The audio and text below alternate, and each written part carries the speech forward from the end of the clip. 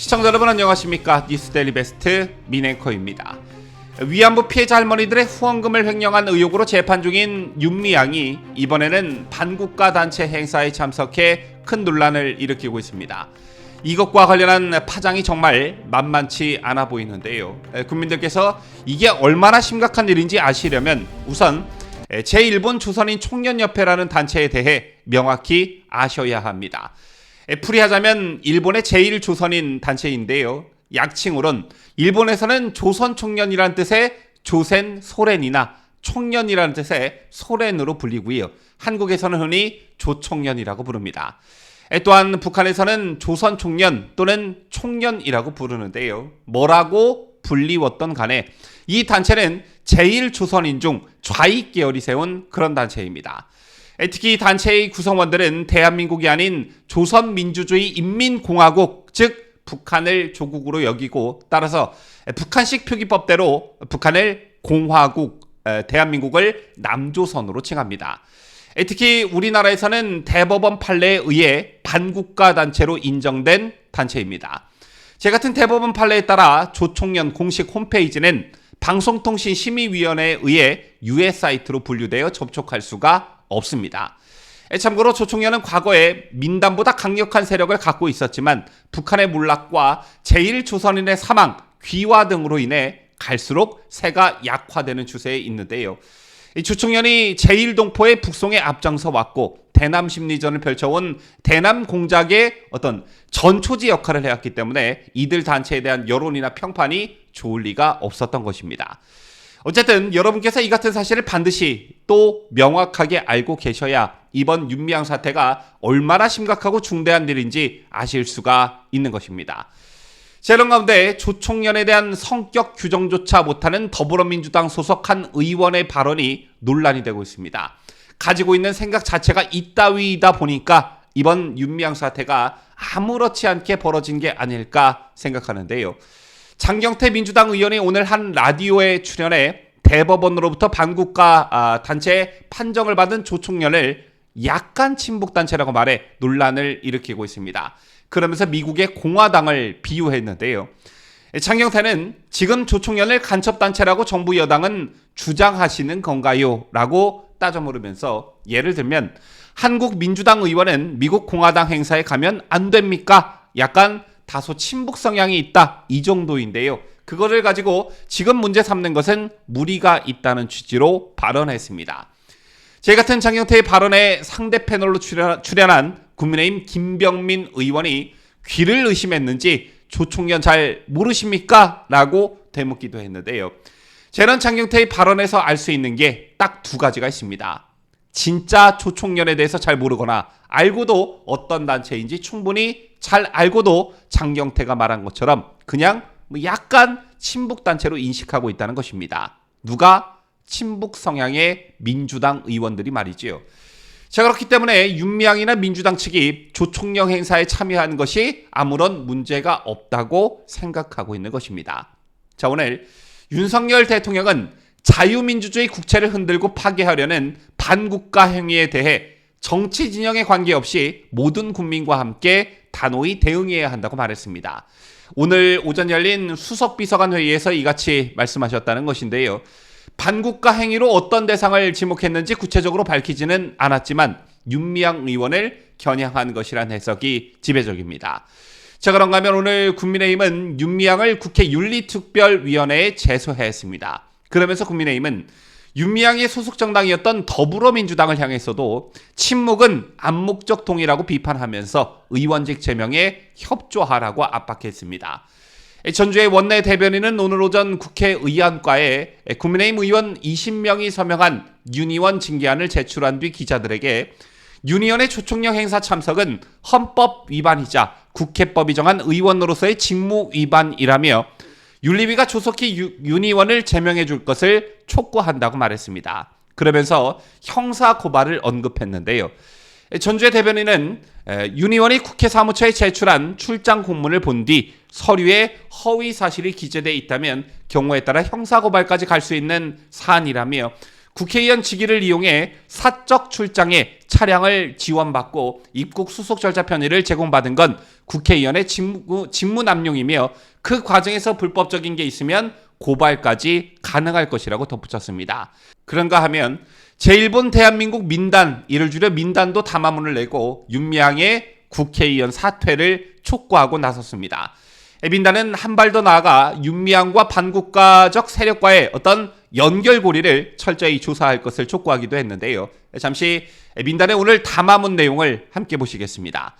민단은 오늘 담화문에서 한국 대법원이 1970년 반국가 단체로 인정한 조총련은 북한의 핵미사일 개발을 용인하고 그 정책에 맹종하는 실질적인 일본 지부임은 주지의 사실이라며, 그날 조총련이 주도하는 추도회에 한국 국회의원 공무 자격으로 일본을 방문한 윤미향 의원이 참석한 것은 한국 국회의원으로서의 적격 여부를 아니 물을 수 없다고 했습니다. 그러면서 민단은 더구나 추도회 석상에서 조총련이 한국 정부를 남조선 괴뢰도당으로 부르며 비난하고 있음에도 묵인하고 있었다며 그 책임은 중대하고 반국가적인 것이라 하지 않을 수 없다고 했습니다. 반국가적이라는 표현이 오늘 민단의 담화문에서도 나온 것인데요. 이번 사태가 걷잡을 수 없이 커지고 있는 건 그 주인공이 다름 아닌 윤미향이기 때문입니다. 이미 잘 알려져 있다시피 윤미향과 관련한 종북 논란은 끊이질 않아 왔습니다. 어떤 것들이 있었는지 하나하나 살펴보도록 할까요?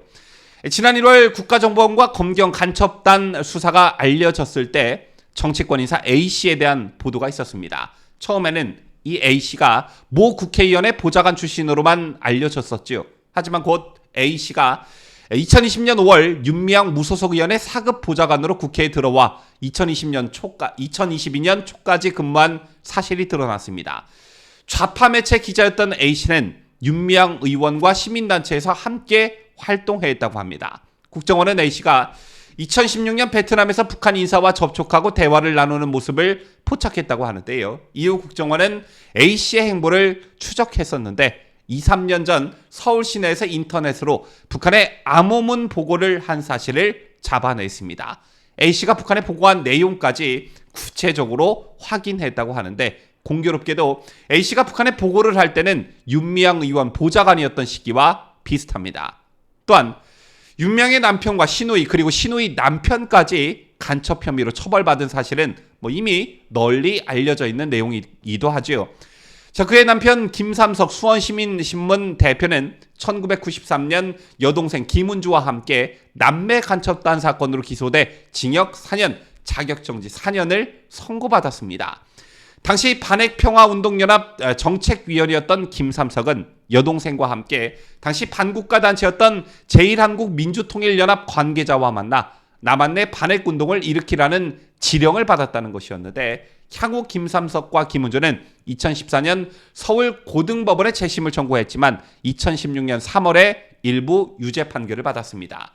그리고 윤미향 남편 김삼석의 언론에 이름이 도배된 적이 있었는데요. 당시 우리나라로 귀순한 북한 유경식당 지배인 허강일 씨와 여종업원들을 경기 안성에 있는 정대협 쉼터로 초청해 삼겹살 파티를 하면서 북한으로 돌아가라고 회유했다는 것입니다. 그런가 하면 김은주의 남편인 최기영은 2006년 1심의 간첩단 사건으로 기소돼 2007년 12월 대법원에서 징역 3년 6개월이 선고됐습니다. 최 씨는 1심의 활동을 통해 민노당 핵심 당직자의 성향 분석과 선거 동향 정보 등을 북한에 넘긴 것으로 파악됐습니다. 따라서 이런 간첩 전력이 있는 윤미향의 가족들을 가리켜 골수 종북 집안이라는 말이 그래서 나오고 있는 것인데요. 그런데 윤미향이라고 별반 다르지 않았습니다. 김정일 사망 당시 북한에 조전을 보내는가 하면 우리 정부가 조총련계 학교 후원자에게 여권을 발급해주지 않는다고 비난을 퍼붓기도 했고요. 위안부 피해자들을 일본 조총련계 학교에 데리고 가서 사진을 찍었다는 이야기도 있습니다. 그런가 하면 2013년 당시 정대협 상임대표였던 윤미향이 프랑스 파리에서 처음으로 열린 수요 집회를 열었는데, 이때 북한 스파이로 활동한 베누아 케네데가 참석한 것으로 확인돼 큰 논란이 일었습니다. 참고로 프랑스 상원에서 일했던 고위 공무원인 케네데는 2018년 11월 25일 핵 개발 관련 정보 등 프랑스의 갖가지 정보를 북한에 전달한 혐의로 체포됐습니다. 케네데는 프랑스 조선친선협회 회장직을 맡기도 했는데 한불친선협회로도 불리는 이 협회는 1960년대 만들어진 북한과 긴밀한 단체입니다. 그는 2012년 평양에서 열린 김일성 탄생 100주년 기념식에 참석했고 2018년 북한 정권 70주년 기념일 행사의 프랑스 내 준비위원장이었습니다. 프랑스 언론에 따르면 케네데는 평양에 7차례 다녀왔다고 하는데요. 이런 전력을 가진 케네데가 프랑스에서 열린 수요 집회에 참석한 것입니다. 이런 화려한 정복 전력을 가지고 있는 케네데를 과연 윤미향이 몰랐다고 할 수 있을까요? 개인적으로 저는 이번 윤미향 사태와 관련해 윤미향의 과거 행적 모두를 다시 면밀히 살펴봐야 한다고 생각합니다. 아니 어쩌면 문재인 정권 시절 감춰져 있어서 그렇지 현재 국정원이 윤미향에 대한 더 많은 정보를 가지고 있을 수도 있다고 생각합니다. 오늘 나온 보도에 따르면 국정원이 윤미향에 대해 국보법 위반 혐의를 검토하고 있다고 하는데요. 윤미향에 대한 전방위적 수사를 여러분과 함께 거듭 촉구하는 바입니다. 지금까지 저는 자유대한민국을 소화하는 뉴스데일리 베스트 민앵커였습니다.